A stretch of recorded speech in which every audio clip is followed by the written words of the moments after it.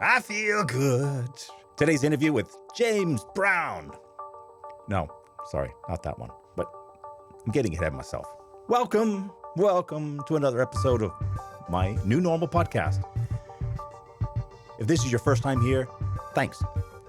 And if you enjoy it, consider subscribing. My podcast is about innovation and innovating in digital times. And I speak to people to learn about how they've innovated or what they're doing to meet the challenge. Here, it's not about the technology, but it's about the people that are using it behind it. My name is Andrew Mayer, and welcome to New Normal. Today's guest is James Brown. No, not that one, as I said. James is CEO of Smart Communications. We had a nice chat, and we talked about how to manage today's conversations and make them personalized and at scale. We also talk about why digital transformation is hard and also why it's never over. And I asked him about what his parents think about his choice of studies. So, first couple of updates. It's July. Finally, I'm planning to start to travel again. This is exciting. I have a number of trips coming up, the first ones since last October, like many of you. Subscribe to the podcast or newsletter or my YouTube channel if you want to keep up with me and see and hear where I'm going. There's almost always a bicycle involved. For those who know me, the podbike is back on the road, and final testing is happening in the next 2 weeks. This is going to make me very mobile and able to go just about anywhere, meet people, and record interviews. I'm very, very excited about that. I ran into an article yesterday in the New York Times. Actually, it was linked to another article from Fast Company. I've got a link in the show notes below. But it was talking about how there's a generational gap in primary work tools. The article in the New York Times was titled, "Will Gen Zers Free the World from Email?" Of course, immediately caught my eye. In a quick summary, it says, for those 30 years old and above, email is the top tool used for collaboration. For those under 30, it was Google Docs, followed by Zoom or iMessage. I'm kind of torn on email.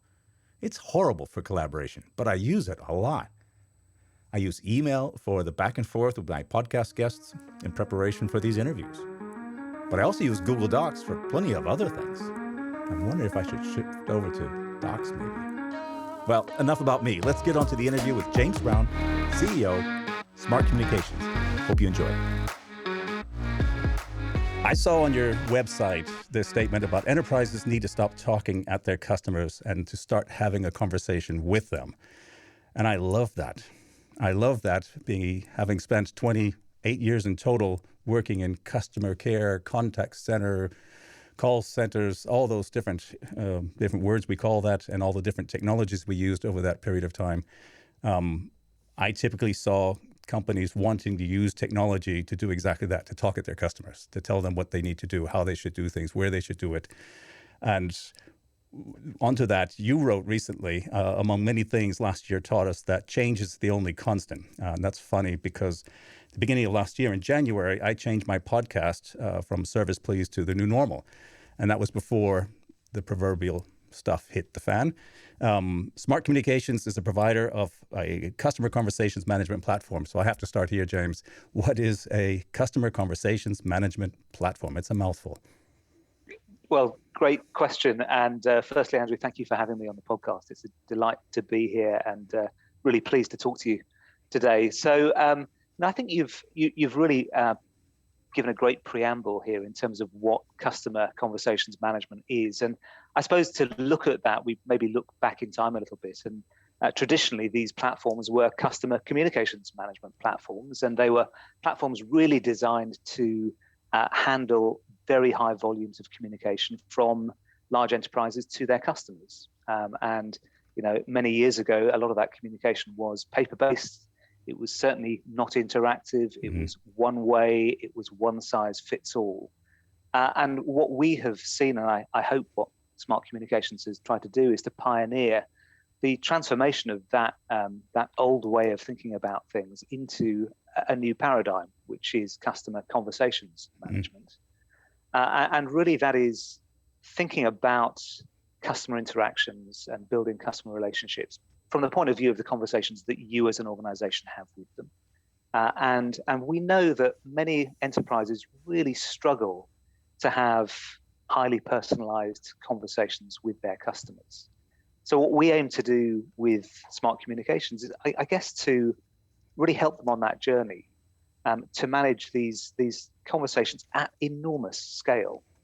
Now, we're talking about billions of individual conversations and communications within those conversations every year across an enterprise, across a whole variety of channels, everything from traditional print through to new media, even things like Alexa and chatbots and all of the new ways of interacting with consumers. So it really is having a highly personalized conversation with consumers at enormous scale through the channel they want to communicate with at the time of their choosing. So customer conversations management is really how you transform those what were one-way interactions into genuine personalized conversations at enormous scale. And you can imagine that in a variety of industries, that's not an easy thing to do. You know, we tend to work with highly regulated industries where there are lots of things that you have to do in those conversations. So we work very hard to try to make sure that we let the worlds of customer experience join together with the regulations that underpin some of the conversations that have to happen.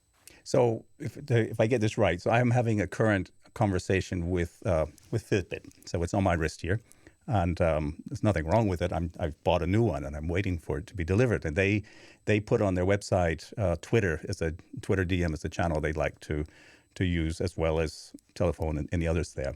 And I've had 3 occasions over the last 2 weeks or so that I've gone onto Twitter, which I'm fine using, and asking them a question. And every time they come back and ask me who I am, each time. And maybe that's to do some verification. Maybe, you know, all I'm asking, I'm giving them my order number and asking for a date. So we're not too detailed in personal or private information at this point. But every time it's who are you, what's your address, and what's the email address you placed the order from. And the verification, I get it.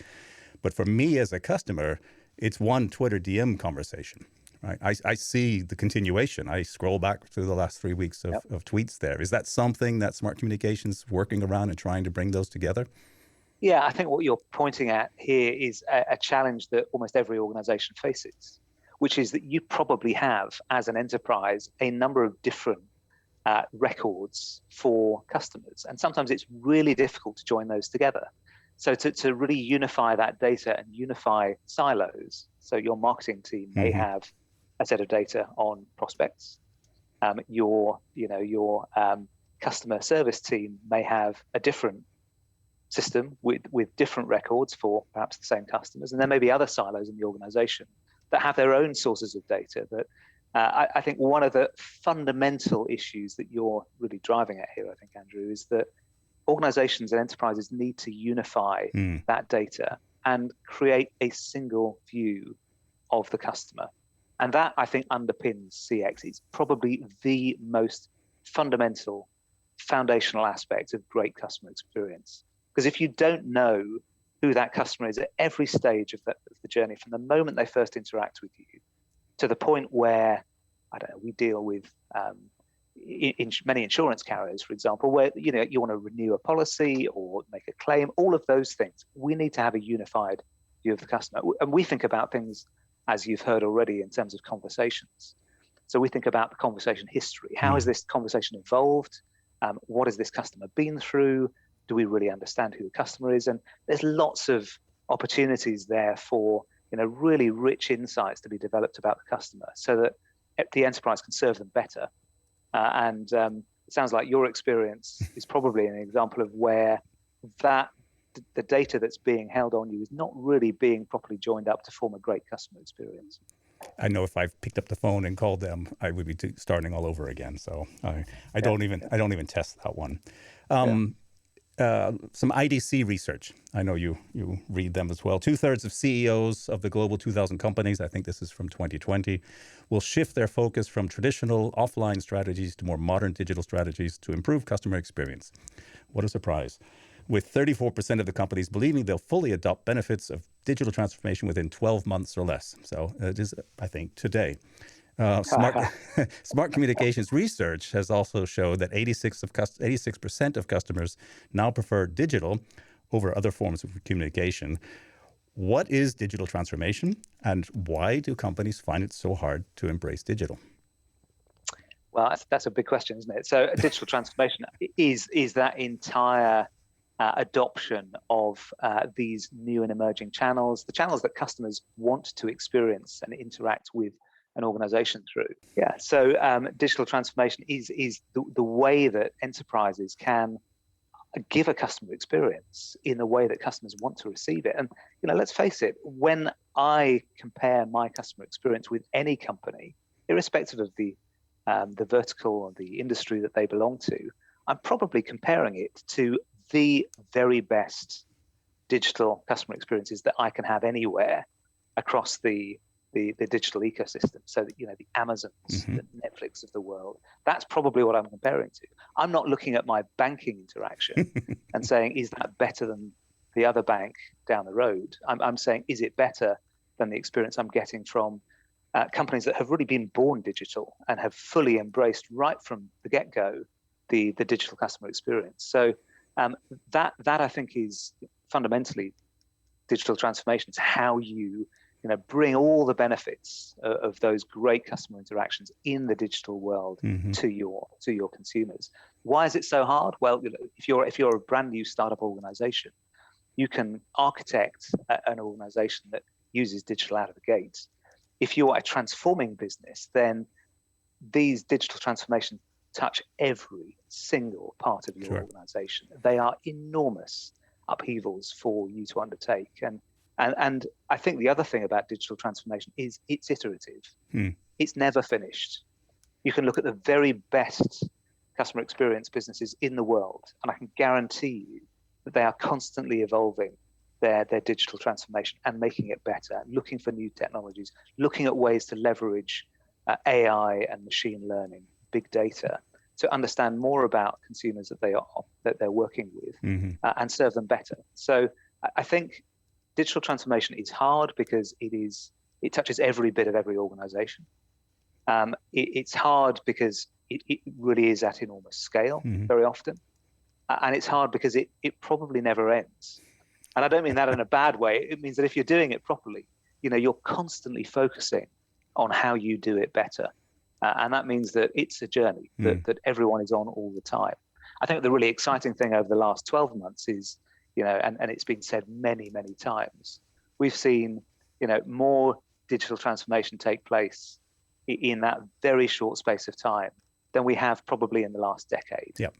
And you can really see how the imperative of having digital experiences for customers being driven by the fact we can't meet face-to-face or haven't been able to meet face-to-face or use some of those traditional methods has meant that transformation has just been astonishingly quick. And I think fundamentally what we're seeing is the battleground for consumers now is in customer experience. It's in that digital experience. That is the field that we're all playing in. And whereas in the past, digital transformation was something that would happen gradually over time, now it's an existential part of being a great business. We're differentiating our products and services based on the experience that we're able to give consumers. And I think that is what has made the pace of digital transformation so fast. So you said, digital transformation is iterative. And that made me immediately think about 20 years ago, 15 years ago, when we were delivering the interactive voice response systems, the touch tone, enter 1 for sales and 2 for support and services. And customers, those were big projects. Those were big machines. They were complicated to set up and manage. And the CIO would sign off on a hefty order, and it would take 6 to 9 months to get these things up and running and tested and integrated with a few things that they could integrate with back then. But they didn't want to touch it for 10 years. And if you called that airline 10 years later or bank, you'd probably find the same menu still running. So it was nothing iterative back at the day of that. And I believe, and I've seen myself that there's a lot of people in the business of and I don't like to say generational things, my age, that are looking at getting away from the business in the next few years, and are like, I can't do iterative at this point. I need to leave so I can get my bonus when I retire. I need to, I want to go out on a high and not on a never-ending iterative process. And I believe that's very true. And Fitbit, hopefully with their DMs and Twitter, will figure it out. They're probably looking at the same problem. It's costing them time. It's costing their agents or whoever's handling the channel extra time to do all this, and they'll improve on it, and they'll find some technology. What challenges did you or your business face last year in 2020? What kind of, we're going to have a lot of similar ones, I'm sure, but were anything that Smart Communications was surprised by, was ready for? For you as a business, not so much your customers. Yeah, well, look, just before I jump to that, really interesting points you just raised about the sort of the experience of how companies are trying to route their interactions away from voice, because that's a really expensive and tough thing to be able to deliver at scale. And just as an insight, we're seeing a lot of really interesting opportunities emerging in terms of how you orchestrate these conversations and really make sure that when somebody comes in through a channel like Twitter, you might respond through a different channel to really engage with them in a really meaningful way, and using machine learning and AI to respond in a very human-like interaction and give great satisfaction without necessarily having to resort to holding for a long time for a telephone operative to help, perhaps from the support desk. But so we're seeing loads of innovation going on there. Perhaps we'll talk about that later on. In terms of smart communications in 2020, I think like every company, we went through this enormous change. We were a business that I guess probably 50 to 60% of our team was field-based or sometimes working remotely. But a large chunk of our company was office-based. And to go through that very rapid transformation from being sitting in offices, working, having face-to-face meetings, working with colleagues, and socializing with them, to have that disappear almost overnight. That's right. Was really striking. So we spent, a lot of time and energy making sure that our teams could communicate effectively remotely and had all the equipment they needed to work at home. That we put in place, regular full team meetings so that we got together virtually to chat to one another. We made sure that individual teams were getting together for, team meetings and sometimes sort of social things as well. So there was a complete sea change in how we operated. And I think at the time, one of the most notable things was we'd used things like Teams and other video conferencing platforms before, but a lot of the time people wouldn't turn their video on. It was a bit like having a voice call, a group voice call.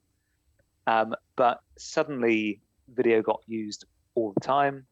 And, the interactions that we have one-to-one and in small groups are now really very, very good. In many ways, they're as good and sometimes better than the meetings we would have had around a table in an office. How about that? So I think we've really embraced video conferencing, as every company has. And I think as we go back to a different sort of working in the future, as the pandemic starts to subside, we'll probably try to take the best of the remote working that we've had and the video conferencing and continue to do that where it suits our business best, but also find the things that we can really only do when we're together. It's really hard to whiteboard new ideas and have blue sky sessions remotely. It's much, much easier to do those in person. Right. And maybe have a beer at the end of the day with colleagues as well. So it's those sorts of things. So we're working through what are the things that work really well remotely, and in fact better than the old way, and what are the things where we really do still need to be together in order to be as efficient as possible. So I think we're sort of sorting through those, and it'll be interesting over the next 6 months to see how that plays out. That sounds like a whiteboard session in itself.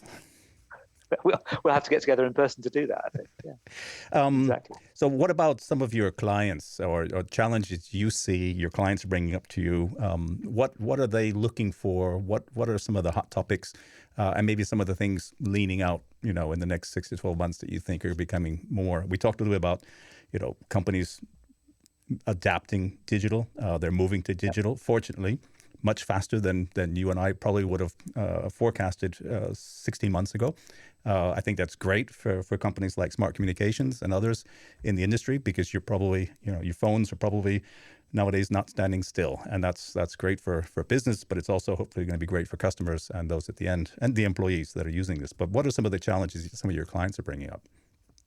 Yeah, look, I think fundamentally they boil down to digital transformation and the projects that they're implementing around digital transformation. And I think to put their challenges into our terminology, it is how you convert those communications into genuine conversations. Customers are really focused on driving great customer experience and driving really great loyalty. So, when we look at that, I think what we're seeing is a pretty rapid movement away from sort of on-premise, monolithic, one-size-fits-all solutions into agile, cloud-based technologies where architectures and these things are pretty open. So you can build really unique ecosystems of platforms that connect together seamlessly and create really nice customer experience platforms. So I think we're seeing customers make that transition. That's been exciting to watch. I think we're also seeing this real challenge of how do you drive ultra personalization at the scale of billions? So how do you have what feel to your consumers like one-to-one interactions where the enterprise really knows you as a consumer? But how do you do that billions of times a year in a way that feels authentic and recognizes the challenges that your consumers might be having? I think that is a really interesting challenge that our customers are working through. And underpinning all of that, and I touched on it earlier on, is how you orchestrate these journeys that customers might take through that ecosystem that you build, so that a customer coming into your to have a conversation with you has a really great experience all the way through. So there's a number of layers here that our customers are working through, but they're really exciting innovations that they're having to adopt. I think if you look at this from a consumer point of view, as consumers, as we emerge from the pandemic, some consumers are going to have a pretty tough time of maybe making their mortgage payments or their insurance renewal, or maybe they have healthcare bills that they're struggling to pay. So that really plays into this theme of ultra personalization. How do you understand your customer well enough to deliver conversations that are really sympathetic to that situation and can try to help a consumer through that recovery, rather than aggravate the situation, make it worse, and perhaps see a consumer leave and go somewhere else where they'll get a better service? So there's, on the one hand, I think, a technology change which is really dramatic and taking place, and we'll see that continue to happen this year. But I think on the other hand, there's some really interesting things that are going on in terms of how do you really understand your consumer and then adapt the way you're having a conversation with them to try to help them. So I think that's where the nuance is, and that will probably be the thing that differentiates the normal from the exceptional customer experience as we see the recovery take place. I have a drawer full of I wear a lot of T-shirts with phrases printed on them, and I have a half a dozen T-shirts that just say context, because it's all about what you just described. It's the context of that person in the moment. It could be their geographical location, which might be important in order to make a decision. I made this presentation many years ago. It was about an airline where a customer was calling in to say, when's the flight going to leave, or am I going to make my flight? One of those typical questions. And the example was, well, the customer's in a taxi 150 miles away from the airport, and the plane is supposed to leave in 20 minutes. if the service agent, the service rep knew that piece of information, we probably wouldn't even have to get the service rep on the phone. We probably could have replied with an automated response saying, we'll rebook you, and being empathetic and bringing in some sympathy about the situation there, but not having to waste anybody's time with, you might get a chance if you talk to somebody to make your flight. And I think having that contextual information is extremely useful. It's also dangerous. We've seen this with some of the larger social platforms taking advantage of information, and ad companies trying to learn a lot about us in order to target. I don't mean that in a negative sense, but to specialize and to identify exactly the person at the right moment. And I love Instagram ads. I get really good targeted ads at me, and I'm really grateful for them. But then sometimes you look at them and you think, how did they figure that one out? That was a clever move. I have a question from the side here. You studied biochemistry.